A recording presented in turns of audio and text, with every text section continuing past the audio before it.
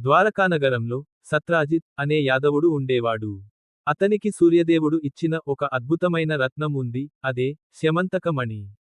ఆ రత్నం ఎక్కడ ఉంటే అక్కడ బంగారం, శాంతి, సంపద ఉంటాయి. ఒకరోజు ఆ రత్నం అతని తమ్ముడు ప్రసేన దగ్గర ఉండగా అడవిలో సింహం దానిని దొంగిలించింది. తర్వాత జాంబవంతుడు అనే వానరరాజు ఆ సింహాన్ని చంపి రత్నాన్ని తన గుహలో దాచాడు. కానీ నగరంలో పుకార్లు మొదలయ్యాయి. స్యమంతక మణి కృష్ణుడు తీసుకున్నాడు అని. ఇది విని కృష్ణుడు కోపపడలేదు. ధర్మానికి కట్టుబడి అడవిలోకి వెళ్ళాడు. అక్కడ ఆయన జాంబవంతుడితో 21 రోజుల పాటు యుద్ధం చేశాడు. చివరికి జాంబవంతుడు ఆయన దివ్యరూపాన్ని గ్రహించి నమస్కరించాడు. మణిని తిరిగి ఇచ్చి, తన కుమార్తె జాంబవతి ని కృష్ణుడికి ఇచ్చి వివాహం చేశాడు. కృష్ణుడు ద్వారకాకు తిరిగి వచ్చి రత్నాన్ని సత్రాజిత్కి అప్పగించాడు. అప్పుడు అందరూ ఆయన నిజాయితీ, ధర్మబద్ధతను గుర్తించి నమస్కరించారు.